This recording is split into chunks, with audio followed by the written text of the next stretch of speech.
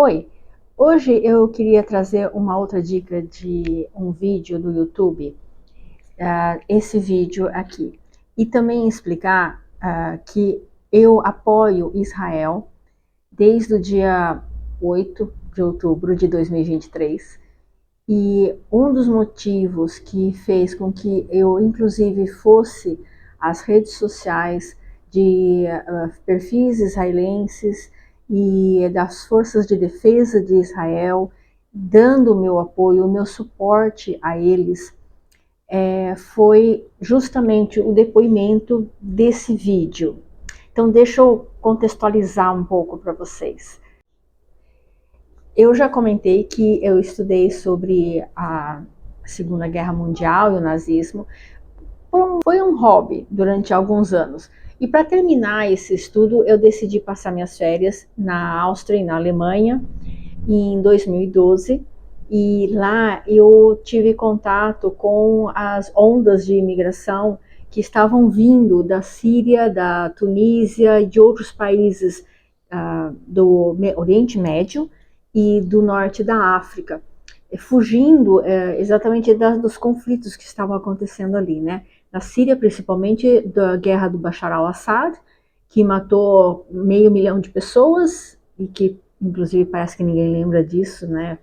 Ficou por isso mesmo. Justamente na época que eu fui passar minhas férias ali naquela região, que foi o ninho de nascimento do nazismo, eles estavam recebendo muitos refugiados islâmicos, muçulmanos, e estava tendo ali alguns conflitos sociais que inclusive não eram divulgados nos jornais, nem de lá e muito menos daqui. Mas enfim, eu fiquei sabendo disso e acompanhava todo esse conflito, todo esse estresse, porque existem visões de mundo completamente diferentes entre o Ocidente e o mundo islâmico. E eu não estou falando dos árabes, porque aqui no Brasil nós recebemos muitos imigrantes árabes, sírios, turcos, várias regiões ali do Oriente Médio. Não estou falando desses árabes, eu estou falando dos muçulmanos, principalmente daqueles, os muçulmanos que a gente pode chamar de mais ortodoxos e que respeitam a chamada lei da Sharia. Então eu estava mais ou menos sabendo disso, e quando chegou o 7 de outubro, que foi aquele ataque do Hamas que invadiu o território de Israel, acidentalmente eu acabei vendo algumas das filmagens feitas pelo Hamas, dos ataques que eles estavam fazendo naquelas regiões. E também algumas filmagens dos grupos de resgate israelenses quando chegaram naquela festa do Nova, que estava sendo feita ali muito próxima de Gaza. E também eu tive contato com o depoimento de brasileiros que tinham escapado daquele festival e tinham sobrevivido para contar. E eu lembro que a primeira coisa que eu pensei quando vi o que eles estavam falando, do que eles sofreram, como eles fizeram para sobreviver ao ataque dos terroristas, eu fiquei pensando, falei, nossa, eu não gosto de festas rave, tá? É uma coisa que eu não iria e eu não gosto e é muito barulho, etc. Mas por mais que eu não goste, em momento algum eu pensaria ou eu imaginaria uma cena de alguém entrando com metralhadoras nesse lugar e dizimando toda a população, todo mundo, ou todo mundo que eles pudessem, fora outras coisas que eles fizeram. Isso me chocou muito, e eu fui fazer o quê? Aquilo que eu recomendo que vocês façam também. Vão pesquisar, vão estudar o assunto para ter a opinião de vocês. Não saiam pegando bonde de opinião alheia, porque você pode entrar numa grande fria. Né? E realmente cruzou esses dois estudos que eu fiz sobre o nazismo, que sempre me chocou a violência, a desumanidade que eles trataram as pessoas, os judeus e todos aqueles que não, porque não havia só judeus nos campos de concentração. Então, como eles desumanizaram e como toda a sociedade alemã aceitou isso de uma forma pacífica e até colaborou. Isso sempre me surpreendia, eu ficava questionando como isso poderia acontecer. E depois que aconteceu o 7 de outubro, eu comecei a ver movimentações de estudantes e pessoas ligadas à política, a alguns veios políticos, algumas vertentes políticas, comemorando o ataque e querendo mais. Realmente eu vi gente falando isso, foi pouco, tinha que ter sido mais. E aí eu entendi que havia certa conexão ideológica sobre, não sei nem se pode falar ideológica, mas é como se fosse um poder que estivesse tanto presente esse aspecto da Segunda Guerra Mundial, que foi o nazismo, e agora ocorreu de novo, quando houve a invasão de Israel e toda aquela carnificina. Eu não estou falando da guerra, está tendo uma guerra entre a Rússia e a Ucrânia, que também está sendo horrorosa, está sendo violenta, mas ainda assim ali, apesar de haver abusos, ali é uma guerra. O que eu vi, o que eu presenciei com vídeos e vendo pessoas dando suas opiniões em redes sociais, foi algo que estava um pouco além. E eu comecei a procurar informações e ver depoimentos de sobreviventes, todos contando histórias muito assustadoras, desesperadoras, sufocantes da gente assistir. E eu caí nesse vídeo dessa moça que eu estou indicando para vocês. Infelizmente, o vídeo ele está em inglês e não tem legenda, tá? Aliás, tem legenda, mas é em inglês. Então não ajuda muito. Se você não fala inglês, se você entender um pouco, já facilita você aproveitar a experiência. E o que me tocou profundamente na conversa dela foi a tranquilidade que ela transmitia, a resiliência, a resignação que ela explicou tudo o que ela passou. Ela estava com a família num kibbutz a 4 quilômetros de Gaza. Então você imagina que a situação lá em Israel é que você tem o vizinho ao alcance de um braço da sua casa que te odeia, literalmente te odeia. Não sei se vocês já passaram essa experiência, mas não deve ser confortável. Enfim, ela estava lá. Ela pertence a um grupo que é religioso, porque Israel é um país democrata. Você pode ser o que você quiser em Israel. Gay, cristão, muçulmano, você pode ser ortodoxo, você pode ser o que você druso. Todos convivem ali. Não convivem pacificamente, né, gente? Vamos combinar. Com tantas visões de mundo diferentes, é lógico que eles têm os conflitos deles, mas é permitido existir. Guardem isso. É permitido a sua existência ali.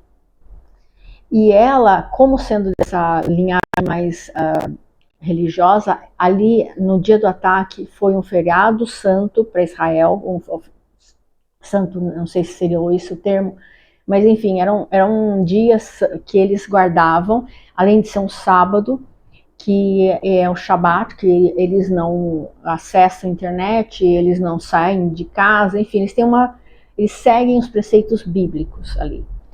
E ela, o marido e uma bebezinha, filhinha dela, de alguns meses, ficaram presos por horas dentro do quarto, seguro, né, porque estava tendo ataques de foguetes, e ela vai relatando de uma forma muito calma e tranquila o sofrimento que eles tiveram, porque eles não sabiam o que estava acontecendo, como eles escutaram os tiros, né, e ironicamente, sei lá, eles reconheceram que aqueles tiros que eles escutavam do lado de fora da casa deles não eram tiros das forças de defesa de Israel, eram tiros de terroristas.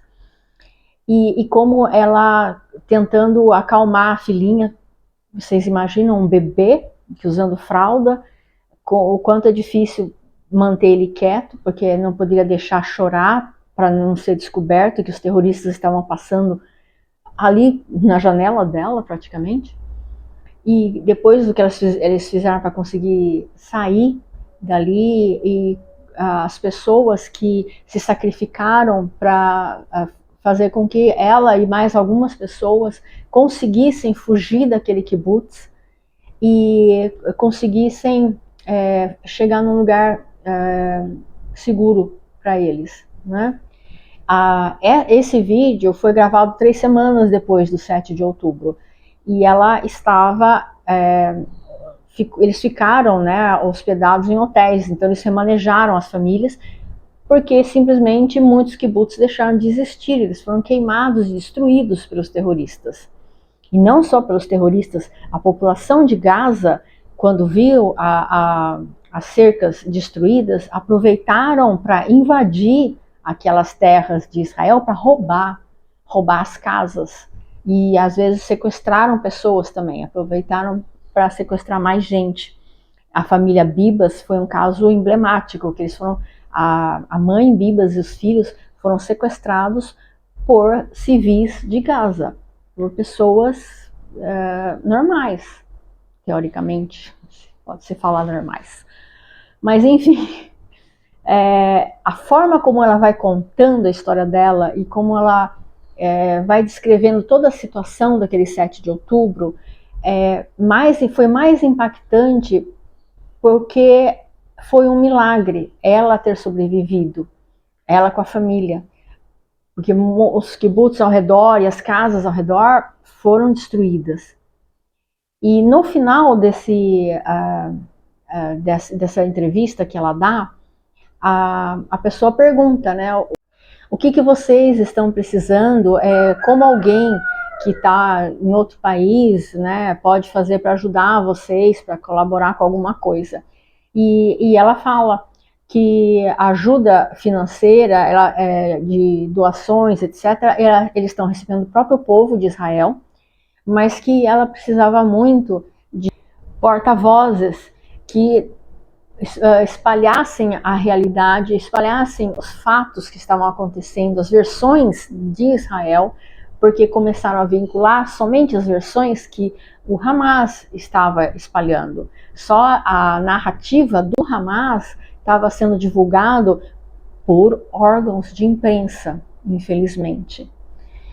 E a partir daí eu comecei a me engajar nos perfis israelenses, das forças de defesa de Israel, de pessoas públicas que estavam também tentando divulgar a situação, tentando trazer o outro lado desse conflito. E o que mais me chocou eu não sou absolutamente ninguém, eu não sou uma pessoa conhecida, e eu não sou uma pessoa relevante nas redes sociais. E eu comecei a sofrer ataques enormes, comentários, eu comentava nas postagens, né, das forças de defesa, e geralmente era alguma coisa tipo assim, espero que tudo dê certo, estou rezando para que tudo fique bem, etc. Era só isso que eu colocava. E os comentários em cima disso eram extremamente agressivos, cheios de ódio, de uma energia extremamente ruim. E foi aí, então, que eu comecei a perceber, assim, não é uma questão de terras ou de conflito de religião ou qualquer coisa assim. É um conflito de ódio. São pessoas que estão envolvidas nessa energia de odiar. E isso só fez com que eu ficasse mais firme na minha posição e continuasse dando apoio, continuasse divulgando o máximo que eu podia, porque eu cheguei à conclusão que uma pessoa que está imbuída dessa energia de ódio, ela não vai parar nos israelenses e nos judeus, ela vai para o próximo.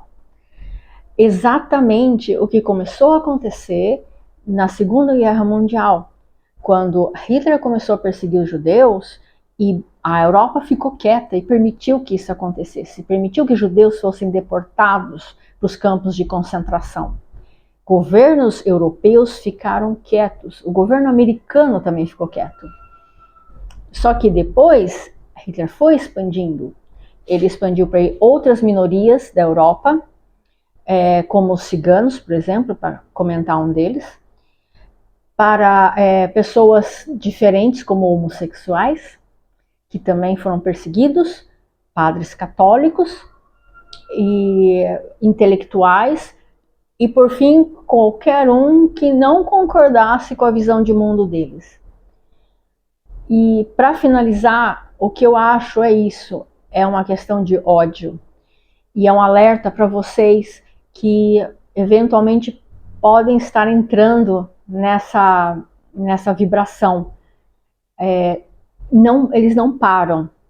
Se eles eliminarem todos os judeus do mundo, eles irão para os cristãos, para os ateus, para os brancos, e vão como uma pedra descendo a montanha. Por isso eu estou gravando esse vídeo para trazer essas informações para vocês, deixar essa dica desse vídeo caso vocês se interessem, e para recomendar também esse livro aqui, A Guerra de Narrativas, do porta-voz em português do Exército de Israel, o Rafael Rosensheim. E ele traz algumas informações aqui que podem esclarecer certas narrativas que foram divulgadas. Infelizmente, a nossa imprensa, ela se dedica a espalhar coisas que não são realidade. E isso não ajuda em nada, nem os gazanos, nem os israelenses e nem nós aqui no Brasil. E não pense você que isso não nos afeta, porque nós temos que lembrar que o nosso presidente, ele trouxe muitas pessoas de Gaza aqui para o Brasil. E eu mesma cheguei a ver na Avenida Paulista uma barraquinha de pessoas vendendo camisetas do Hamas. Não tem sentido você glorificar um grupo de pessoas que privilegia a morte, principalmente a morte violenta daqueles que eles não gostam. Então, fica aí a minha dica, espero que vocês gostem.